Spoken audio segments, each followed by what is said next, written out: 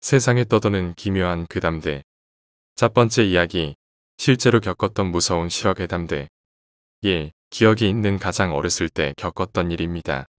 제가 국민학교 1학년 때 일이에요. 저희 친정집은 빌라 2층인데 안방 창문을 열어두면 빌라 현관 앞에서 나는 소리가 바로 옆에서 들리는 것처럼 소리가 다 올라오는 집이에요. 그리고 안방 창문에서 내려다보면 가리는 곳 하나 없이 아래가 훤히 다 보였어요. 전 어렸을 때 안방에서 항상 할머니와 함께 잤어요. 벽에 붙어서 자는 걸 좋아해서 항상 창문 맞은편 벽 쪽에 누워 잤지요. 그리고 그날도 지금 같은 열대야의 여름밤이었어요. 새벽 2시쯤 됐을까. 너무 시끄러운 소리 때문에 잠에서 깼어요. 누군지는 몰라도 우리 빌라 앞에서 막 큰 소리로 웃고 떠들고 난리가 난 거예요. 목소리를 들어봤을 때에는 중고등학생 한 7, 8명 정도 되었을까 싶었어요. 저도 어렸기 때문에 중고등학생은 무서우니까 가만히 일어나서 앉아서 저러다겠지. 다른 데 가서 놀겠지 하고 기다렸어요. 할머니는 바로 옆에서 코까지 골면서 잘 주무시는데 깨우기도 그렇고. 그런데 시간이 지나면 지날수록 목소리들이 점점 커졌어요. 막 깔깔깔 소리를 지르면서 서로 욕하고 장난을 치고 그러는 것 같더라고요. 도저히 안 되겠다 싶어서 대체 누군지 민폐쟁이들 얼굴이라도 좀 보자 싶더군요. 잠자리에서 일어나서 창문 쪽으로 한 3걸음 내디뎠는데 바로 뒤에서 보지마 라고 웬 젊은 여자 목소리로 누군가 제 뒤에서 속삭였어요. 방에는 할머니와 나밖에 없는데 너무 무서웠어요. 얼어붙어서 도저히 뒤를 돌아볼 수가 없더라고요. 물론 그 와중에도 창밖에서는 오두방정을 떠는 소리가 크게 들려오고 한참을 방 한가운데 우뚝 가만히 서 있는데 도저히 안 되겠더군요. 뒤를 돌아볼 용기가 없다면 차라리 밖에서 떠드는 애들이라도 보자고 생각했어요. 불량 청소년이든 가출 청소년이든 나 혼자라는 느낌을 지울 수 있을 것 같아서. 그래서 시끄러운 창문 쪽으로 턱턱 걸어가서 밖을 냈다 내려다봤어요. 그런데 그 순간부터 아무 소리도 들리지 않았어요. 그리고 우리 빌라 아래에는 아무도 없었어요. 무섭도록 조용해졌어요. 마치 제가 창문을 내려다봄과 동시에 음소거 버튼이라도 누른 것처럼 순식간에 정말 진태양 난이 이런 건가? 정말 멀어도 보이면 돌아버릴 것 같아서 더 이상 아래를 보고 있고 싶지도 않은데 아무것도 없는 텅 빈 곳을 계속 내려다보고 있기도 무섭고 할머니를 깨우려면 뒤돌아와야 하는데 뭐가 있을지 모르는 뒤를 돌아보기는 더 무섭고 너무 오래 가만히 서 있었더니 다리가 저리고 어지러울 지경인데 무서워서 아무것도 할 수가 없었어요. 눈을 꼭 감고 창틀을 꽉 붙잡고 가만히 서 있었지요. 결국 밤잠 잡으신 할머니가 새벽녘에 깨어나셔서 창문을 들여다보는 채로 가만히 서 있는 절 보고 너 지금 뭐 하냐라고 말을 거시기 전까지 그대로 가만히 거기 서 있어야 했어요. 지금도 열대야의 밤에 잠 못 이룰 때면 가끔 그 일이 생각나요. 대체 우리 집 앞에서 떠들고 있었던 그 아이들은 누구였을까? 그리고 저에게 보지 말라고 뒤에서 속삭인 사람은 또 누구였을까? 대학교 때 일입니다. 역시 학교는 밤에 혼자 있을 곳이 아닌 것 같아요. 저에게 있었던 일도 그렇고 대학교 시절 기말고사는 그동안 냈던 과제를 다시 제출해서 평가를 받는 시기였어요.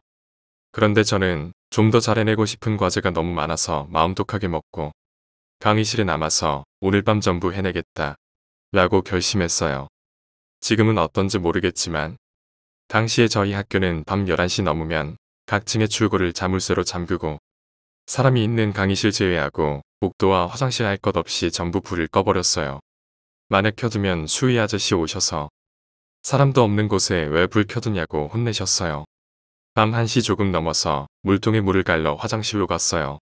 어두운 복도를 지나 화장실 불을 켜고 들어가는데 어찌나 무섭던지. 그런데 들어가니까 화장실 칸 안에서 누군가 통화를 하고 있는 소리가 들리는 거예요. 핸드폰 음량도 크게 했는지 폰에서 대답하는 소리까지 들리더라고요. 이 어두운 학교에 나 혼자 있는 게 아니구나 싶어서 너무 안심했어요.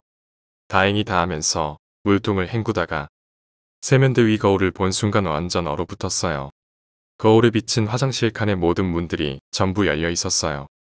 화장실에 아무도 없었던 거예요. 그리고 더 이상 아무 소리도 들리지 않았어요. 세면대까지 가는 시간은 2초도 걸리지 않았고 아무도 없는 조용한 학교에서 물방울 떨어지는 소리 하나도 크게 울리는데 누군가 문을 열고 나갔다면 분명 제가 알았을 거예요. 순간 아 좆됐다 싶었어요. 최대한 모른 척하고 얼른 나가야겠다는 생각만 들었어요. 그래서 후다닥 화장실 나가는 문을 밀었는데 문이 움직이질 않아요. 저희 대학 화장실 문은 아무 잠금 장치가 없어요. 어느 방향으로 밀어도 전부 열리고 아예 잠금 장치나 고정 장치가 없는 문이에요. 정말 미치고 환장하겠어요. 처음엔 어디 걸린 곳이 있는 건지 사면을 샅샅이 봤지만 어딘가 걸린 곳도 없었어요. 그냥 아무 이유도 없이 멀쩡하던 잠기지도 않는 문이 꿈쩍도 안 한 거예요. 미칠 것 같아서 손톱으로 문을 긁어도 보고 계속 주먹으로 치기도 하고 발로 꽝꽝 찼어요. 살려달라고 꺼내달라고 1시간 넘게 소리를 질렀어요. 이 안에 사람이 아닌 게 함께 있는데 빨리 나가도 무서울 판에 핸드폰은 강의실 안 가방에 있고 화장실 쪽을 보고 있으면 뭐가 나올지 겁나고 결국 1시간 반이나 그 안에 갇혀 있다가 한 커플이 발견하고 구해줬어요. 두 사람이 밀어도 안 열려서 남자 학생이 멀리서 뛰어와서 발로 뻥 찬 후에야 문이 쾅 하고 열리더라고요. 물론 그 뒤엔 아무 일도 없다는 듯이 잘 움직이고 내 이야기 듣더니 그 커플도 무서워했어요. 잠금 장치도 없는데 왜 안 열리냐며. 그리고 무엇보다도 그 커플은 화장실 바로 앞 강의실에 있었는데 그동안 제가 살려달라고 하는 소리는 물론이고 아무 소리도 안 들렸대요. 복도 맨 끝에 강의실에 있던 저에게 계단을 오르내리는 수위 아저씨 발소리까지 들릴 정도로 조용하고 방음 안 되는 학교에서 왜 내가 살려달라고 소리치고 문 두드리는 소리는 들리지 않았던 걸까요? 아니, 애당초 화장실 불이 꺼져 있어서 켜고 들어갔는데 대체 안에서 이야기하던 사람은 누구였을까요? 전 그 뒤로 절대로 밤에 학교에 남지 않았어요. 고등학교 시절 이야기입니다. 그거 아세요? 귀신 중에 가장 무섭고 안 좋은 귀신은 웃는 귀신과 춤추는 귀신이랍니다. 전 고등학교 시절부터 20대 초반에 가장 귀신을 많이 봤어요. 어느 정도였냐면 밤에는 100% 보여서 야자를 못했어요. 밤에 조용한 길을 지나다 보면 그늘진 골목, 전봇대, 차 안에 득실득실해요. 달처럼 희끄무리하게 서늘한 빛이 나는 얼굴들이요. 20대 초반까지 그랬고 그 후에 보지 않으려고 의식하지 않으려고 정말 많이 노력해서 지금은 잘 보지 못해요. 지금은 그냥 쪽이 좋은 정도예요. 고3 때에는 여느 고3처럼 독서실을 등록해서 새벽 1~2시까지 공부하다 집에 돌아갔어요. 그러던 어느 날 아주 된통당한 겁니다. 사실 그때쯤엔 하도 많이 보이니까 희끄모레한 얼굴 정도에는 많이 쫄지 않게 됐어요. 어느 정도 모른 척하고 지나칠 수 있게 되었어요. 그래야 한다는 것도 본능적으로 알게 됐고요. 보인다 해도 보이는 척을 하면 안 돼요. 따라올 수 있는 귀신들은 따라오거든요. 그런데 어두운 사거리 귀퉁이를 돌다가 눈이 딱 마주쳐버린 거예요. 지하 베란다에서 가슴까지 올라온 귀신이랑요. 이 귀신은 다른 귀신과는 급이 다르다는 걸 눈이 마주치자마자 알 수 있었어요. 다른 귀신은 달처럼 은은하게 빛이 나는 정도인데 아주 시퍼런 빛이 나는 거예요. 그리고 입이 정말 말 그대로 귀까지 찢어지게 웃고 있더군요. 눈이 마주치자마자 즉시 이 생각이 들었어요. 망했어. 눈이 마주쳐버렸어. 쟤도 내가 지를 보는지 알고 있어. 무서워. 너무 무서워서 침도 못 삼키겠더군요.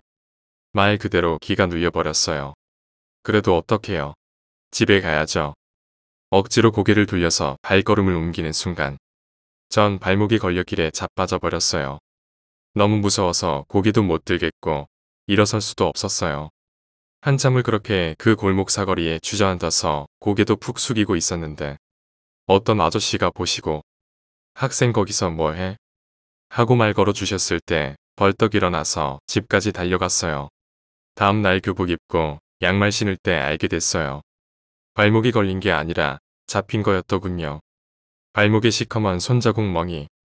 제가 살다 제 몸에 영향을 준 귀신은 그 귀신이 처음이자 마지막이네요. 아직까진. 제가 살던 동네에는 공원을 끼고 쭉 안쪽으로 들어가는 길이 있어요. 해가 져서 무섭다는 친구를 집까지 배웅해 주기로 하고 함께 걸어갔어요. 평소에는 사람도 적고 한적한 길인데 그날은 어째서인지 길에서 두 가지를 많이 보았어요. 하나는 경찰, 사람조차 안 다니는 길인데 원 경찰과 경찰차가 그리 많은지 길이 화날 지경이었어요. 또 하나는 아주 특이한 귀신. 귀신이라고 말해야 할지. 보통은 희끄무레한 얼굴이 보이는데요. 그날은 특이하게 한참 걷다 보면 발 하나, 또 걷다 보면 발뚝 하나, 또 걷다 보면 손 하나가 차 위에 얹어져 있었어요. 영 이상하더군요. 길에서 귀신이 그렇게 보인 적은 없었거든요. 다음날 저녁에 밥 먹다가 알게 됐네요. 뉴스에서 나오더라고요. 바로 그 길에 토막 시체가 유기됐다고. 어떤 사건이었는지도 전 기억을 하는데 인터넷상이고 글이 어떻게 돌고 돌지 모르니까 혹시라도 유가족분들이 알게 되시면 마음이 안 좋으실 테니까 어떤 사건이었는지는 생략할게요. 뉴스 보고 나서야 이해가 되더군요. 그리고 마음이 너무 슬퍼졌어요. 고인은 죽어서도 얼마나 고통스러웠으면 정말 진심으로 지금도 삼가 고인의 명복을 빕니다. 우습게도 전 귀신의 존재를 인정하지도 부정하지도 않아요. 일단 보이니까 부정은 못하겠어요. 하지만 제가 스트레스가 많아서 혹은 미쳐서 환각을 본 것일 수도 있다는 가능성을 항상 열어두기에 단지 나에게 보인다는 이유만으로 있다고 생각할 수도 없어요. 그래서 제 입장은 있다면 있는 것이고 없다면 없는 거겠지. 딱 이 정도예요. 항상 이렇게 생각했기에 제 주변 사람들에게는 귀신 본다 어쩐다 이런 이야기하는 거 참 조심스러워요. 될 수 있으면 안 하려고 하고요. 거짓말쟁이로 생각하시거나 절 미쳤다고 보실까봐 걱정되거든요. 관심 끌려고 헛소리하고 다닐 나이도 아니고요. 상대방이 먼저 괴담을 이야기하거나 듣고 싶어하면 마지못해서 한두 개 남일처럼 이야기하는 정도. 그리고 다른 집에 방문해서 귀신 봐도 웬만큼 나쁜 기색이 느껴지지 않으면 입을 다물어요. 자기 집에 귀신이 있다고 하면 누가 좋아하겠어요? 그런데 어떨 때는 저도 모르게 막 입에서 나올 때가 있었어요. 제가 뭔 소리 하는지도 모르겠는데 막 이야기가 나오는 거예요. 어떤 거냐면 20대 초반에 친자매처럼 친한 동생네 집에 놀러 갔어요. 이사를 했다고 해서 집들이 하듯이 가본 거였지요. 언뜻 보기엔 집이 참 좋더라고요. 가격도 너무 저렴하고 집은 깨끗하고 그런데 화장실 갔다가 나와서 그 동생을 붙잡고 정이야. 너네 집 화장실에 여자가 있어. 여자가 서 있어. 단발머리 여자가 목이 확 꺾여서 서 있다고. 너 이사 가면 안 되니? 이 집 얼마나 계약했니? 그 여자가 화장실에 서서 머리카락 사이로 밖을 본다고. 라고 소리친 거예요. 지금 생각해도 땀나네요. 다행히 그 동생은 절 친언니처럼 생각하는 사이였기에 제가 가끔 그런 걸 알고 있었어요. 그리고 제가 한 말을 혼자 기억하고 있었대요. 그런데 몇 달 후에 그 동생 어머니의 친구분이 무당이신데 그 집에 들어서서 한번 둘러보자마자 화장실에 단발머리 여자가 있어. 이 집 안 좋다. 라고 이야기하셨대요. 제가 웃는 귀신이랑 춤추는 귀신이 안 좋다고 한 데에는 이유가 있어요. 웃는 귀신은 앞서 말씀드렸고요. 춤추는 귀신은 참 안 좋은 징조거든요.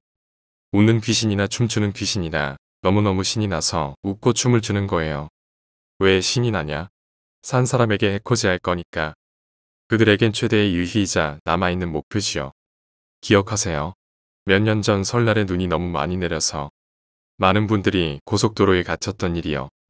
바로 그 설날 명절에 겪은 일이에요. 전 버스를 타고 전주로 내려가고 있었어요. 전주까지 가는데 13시간이 걸렸네요. 저녁에 탔는데 아침에 도착했어요. 그래도 한숨도 못 잤어요. 왜냐하면 한참을 버스를 타고 가는데 눈이 너무 많이 오니까 버스가 달리는 시간보다 도로에 서 있는 시간이 더 길었어요. 밤이 되어도 사방에 눈이 쌓여서 푸르스름하게 빛이 나더군요. 아마 자정에서 새벽 1시 사이였을 겁니다. 버스가 넓은 밭 사이로 난 고속도로 위에 정체해 있는데 웬 여자가 밭 뒤에서 춤을 추고 있는 거예요. 커다란 검은 개랑 검은 머리가 허벅지도 넘게 내려오고 발목까지 덮는 검은 옷을 입은 여자였어요. 눈이 소복이 쌓인 밭 뒤에서 빙글빙글빙글 돌면서 춤을 추고 있는 거예요. 사람만 한 시커먼 개는 옆에서 팔쩍팔쩍 뛰고요. 처음엔 이 추운 날 웬 미친년이 춤을 추고 있네 하고 가볍게 생각했어요. 그런데 시간이 지날수록 이상했어요. 사람이 말이에요. 뱅글뱅글 제자리에서 돌 수 있는 시간이 얼마나 되겠어요? 그런데 그 여자는 계속 돌아요. 그냥 제자리에서 계속 신이 나서 팔을 위아래로 흔들며 계속 돌아요. 한참을 보고 있다가 깨닫고 소름이 돋았어요. 여자가 돌아도 얼굴이 안 보이는 거예요. 그리고 처음에는 밭에 있어서 비교할 게 없어서 몰랐는데 너무 커요. 3, 4미터는 될 법하더군요. 깨닫는 순간 안에서부터 덜덜덜 떨리더군요. 무언가 내가 평소에 봐왔던 것들과는 급이 다르다고 느낌이 왔어요. 이건 아주 불길한 그리고 거대한 무언가라고요. 전주에 도착하자마자 부모님께 뭘 봤는지 말씀드렸어요.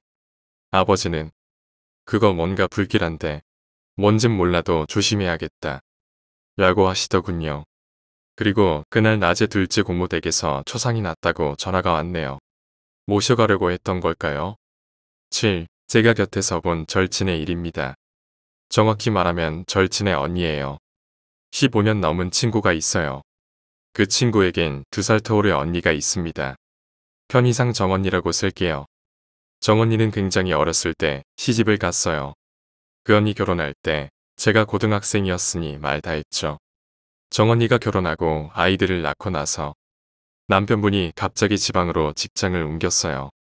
그래서 급하게 아파트를 구하고 지방으로 내려갔는데 워낙 후다닥 처리하다 보니까 이사를 할 때 부부가 같이 내려간 게 아니고 이사는 포장이사 침센터에 맡겨서 미리 가구며 짐이며 아파트에 다 세팅시켜 놓고 가족들은 일주일 정도 후에 몸만 들어가 살게 되었지요. 문제는 그때부터였어요. 매일매일 정언니가 어머니께 전화를 해서 엄마, 나 무서워. 나 무서워서 여기서 못 살겠어. 집에 뭐가 있다니까. 라고 울며불며 이야기를 하더라는 거예요. 하지만 정언니는 평소에 밖에서 술 마시고 친구들 만나고 노는 걸 좋아하는 성격이었기에 그리고 언니가 아직 어린 나이였기에 부모님들은 그 말을 믿어주지 않으셨어요. 아이고 우리 정이 서울로 돌아와서 놀고 싶어서 그러나 보네. 절 좀 들어라. 라면서요. 제 친구도 저에게 언니 이야기를 하면서 우리 언니 너무 철없어 이랬었네요. 반년도 안 되어서 정언니는 가출을 했어요. 어린 아기인 자식들도 남편도 버리고요. 가출만 한 게 아니라 인성이 바뀐 듯이 막 살기 시작했어요. 여기저기서 대출을 받아서 방탕하게 쓰고 부모나 친지에게도 자기가 어디서 어떻게 지내는지 알려주지 않았어요. 가끔 돈 좀 해달라고 전화만 하고 그랬다네요. 그때 제 친구네 집은 정말 초상집 같았어요. 딸이 사라진 것도 사라진 것이지만 아직 혼자 밥도 못 먹는 어린 외손주들은 또 어떡해요. 제 친구가 언니 이야기하면서 나쁜 년 독한 년온갖 욕을 다 했네요. 아내가 가출을 했으니 2아이를 돌보느라 남편분은 일도 못했대요. 결국 그 지방집을 처분하고 다시 서울로 올라와서 살기로 하고 2아이들은 친구 부모님이 돌보시기로 했지요. 그 집을 처분하기로 한 날 남편분은 아내가 가출한 집은 꼴도 보기 싫다며 아이들 데리고 서울로 올라고 결국 집 나간 딸을 둔 죄인이 된 친구 부모님이 이사를 도맡아서 하게 되셨어요. 그리고 이사를 하다가 펑펑 우셨어요. 안방의 옷장을 드러냈을 때 옷장 뒤에 감춰져 있던 벽을 보시고요. 그 벽에는 부적이 한 장도 아니고 수백, 수천 장이 발라져 있었대요. 너무 부적을 겹쳐 발라서 벽은 보이지도 않고 부적 위에 부적을 발라서 말 그대로 부적으로 도배를 해놓은 형상이었대요. 부모님은 아이고 정이야. 널 믿어주지 않아서 미안하다. 미안하다. 하며 우셨대요. 나중에 예전에 이사를 시켜준 이삿짐 센터를 찾아가서 뒤집어 놓으셨대요. 그 이삿짐 팀장이 우리도 보고 놀라긴 했지만 이걸 말씀드리면 이사를 안 한다고 하실까봐 라고 했다네요. 나쁜 사람. 그 뒤에도 정언니는 집에 돌아오지 않았어요. 간간히 집에 돈을 요구하는 전화만 했죠. 자식을 그리도 이뻐하던 언니가 하나당 1000만원씩 주면 내가 데려다 기를게. 이런 패륜적인 말을 하고 예전에 그 사람 같지가 않았어요. 친구 어머니는 너무 힘들어서 그리고 딸이 걱정돼서 굿까지 버리셨대요. 그리고 정언니랑 통화할 때 그 이야기를 했더니 갑자기 굵고 낮은 남자 목소리로 내가 없는데 굿이대 라고 말하더래요. 친구 어머니는 시퍼렇게 겁에 질리셨고 펑펑 울며 그 이야기를 제 친구에게 하셨죠. 친구는 이 이야기를 저에게 해주었고요. 아직도 정언니는 밖으로만 나돌며 예전으로 돌아오지 않네요. 정언니가 하루빨리 멀쩡한 정신으로 자식들 곁으로 돌아오면 좋겠어요. 두 번째 이야기. 귀신은 노래를 좋아한다. 혹시 귀신이 노래를 좋아하시는 거 아시나요? 그래서 주로 가수들 녹음실에 나타나곤 하죠. 제 친구 놈 중에 가수 지망생이 있습니다. 편의상 A군으로 하죠. 뭐 다들 알다시피 가수 지망생들은 학원에 가서 배우지 않는 이상 노래 부를 곳이 마땅치 않죠. 방음 시설이 많지 않으니까요. 그렇다고 매일 노래방에 가자니 돈도 장난이 아니고 그래서 그놈은 항상 입에 달고 사는 말이 있었는데요. 아, 하루 종일 노래 부르고 싶다. 였습니다. 그러던 어느 날 방학 중이었는데요. 그 A 말고 다른 친구 비놈 부모님이 노래방을 운영하셨습니다. 그래서 가끔 가서 노래 부르곤 했죠. 뭐 그냥 노래방은 아니었던 관계로 자주 가지는 못했고요. 그 친구는 부모님이 해외여행을 떠나신다는 겁니다. 그래서 하루를 노래방 안에서 친구들 몇 명과 미친 듯이 놀았습니다. 물론 A가 제일 신났죠. 그렇게 한 5시간을 노래를 부르니 다들 지쳐 쓰러졌습니다. A는 확실히 목이 좋아서 그런지 쌩쌩했습니다. 그렇게 점심에 들어와서 저녁을 거기서 먹고 다들 집으로 바이바이 하기로 했습니다. 제 기억으로는 다음날이 B의 부모님께서 여행을 가시는 날이어서 저녁에 B의 부모님께서 가게 정리를 하고 가신다고 했던 것 같습니다. A의 입장에서는 아쉬웠죠. 노래를 더 부를 수 있는 절호의 찬스였으니까요. 그런데 A놈이 조용히 B에게 자기 혼자 여기서 노래 불러도 되냐고 물어보더군요. 당연히 B는 불가능하다고 했죠. A는 그럼 내일 여행 가시니까 내일에 와도 되냐고 물었습니다. B는 그러고 싶지만 자신은 열쇠가 없어서 문을 딸 수가 없다고 했습니다. 그러자 A는 열쇠를 슬쩍 챙겨서 가지고 있으면 안 되냐고 했고 B는 걸리면 뒤지게 맞겠지만 친구를 위해서 그러기로 했죠. 제가 같이 있어서 들은 건 여기까지입니다. 여기서부터는 A군과 B군에게 들은 겁니다. B는 무사히 미션을 수행했습니다. 열쇠를 획득하였죠. A는 기뻐 날뛰었고 거기서 하루를 셀 생각으로 먹을 것과 간단히 씻을 것을 챙겨서 B의 노래방으로 향했습니다. A의 소원대로 노래방은 열려 있었고 안에 들어가니 B가 있었다고 하더군요. 대박. 넌 진짜 내 은인이다 진짜. 라고 A가 말했습니다. 너 가수 되면 소녀시대 사인 다 받아주기다. 라고 B가 말했습니다. 그럼 당연하지. 와 대박 신난다. 가게 어지르면 바로 들통나니까. 딱 저기 1번 방에 박혀서 노래만 부르고 내가 먹고 난 건 조용히 다시 들고 나와라. 오케이. 당연하지. 근데 이거 가게 문이 박혀서 잠그는 거라서 내가 잠가 놓으면 너 안에서 못 나오는데 괜찮겠어? 노 프라블럼. 너 내일 아침에 올 때까지 노래 부르고 있을게. 문이 박혀서 자물쇠로 잠그는 형식이라서 밖에서 열지 않으면 못 나오는 구조더군요. 암튼 그렇게 A는 노래방에 갇힌 상태로 혼자 노래를 미친 듯이 불렀다고 했습니다. A가 노래를 한참 부르고 있다 시계를 보니 11시쯤 됐더라고 하더군요. 저녁도 밖에서 사온 김밥으로 해결을 한 상태였다고 합니다. 11시쯤 되니 배도 좀 고프고 해서 컵라면을 하나 먹을 생각으로 물을 받아놓고 앉아있는데 띵동 문자가 오더랍니다. B의 문자였죠. 야 노래방 안에 불은 1번만 켜놓고 있지? 다 켜놓지 마. 전기세 많이 나오면 바로 들통나. 1번만 켜져 있고 다 꺼져 있음. 걱정하지 마삼. 내일 아침에 방. 오키. 야 그리고 작작 불러라. 귀신이 노래 좋아하는 거 알지? 귀신 나올라. 나오려고 해. 같이 노래 연습하면 되겠네. 그렇게 시답게 이야기를 마치고 라면을 먹다 보니 이상하게 소름이 돋더랍니다. A는 내가 B 말을 듣고 쫄았나 이런 생각을 했고 그냥 B 문자를 보고 자신도 모르게 겁을 먹었나 보다 했죠. 라면을 다 먹을 때쯤 띵동 다시 문자가 오더랍니다. B였죠. 내용은 나가 이 두 글자. A는 속으로 이 자식이 날 겁주려고 별짓을 다 하네 하며 웃어넘겼답니다.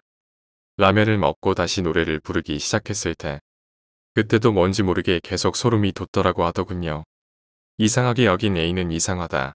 이상하다 계속 그러고 있었죠. 그러다가 뭔가의 시선 같은 것도 느껴지더랍니다.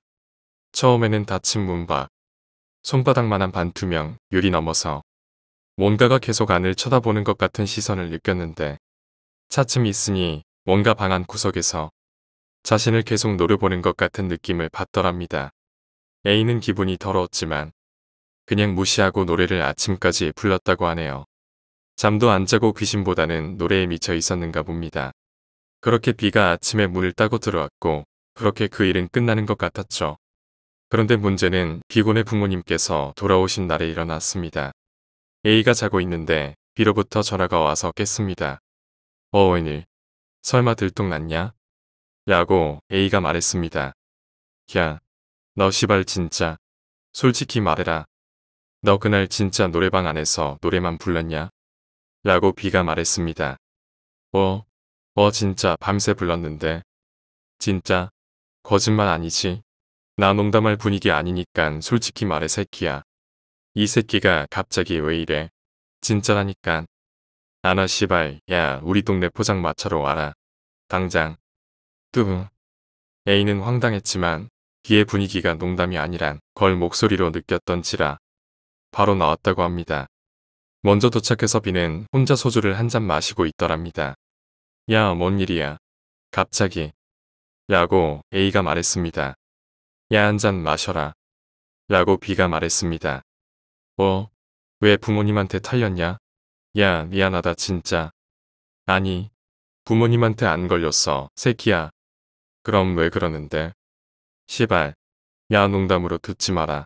너 그날 진짜 하루 종일 노래 불렀다고 했지? 몇 번 말하냐? 그렇다고. 기계 켜놓고. 미친아 기계 꺼놓고 노래를 부르냐 그럼?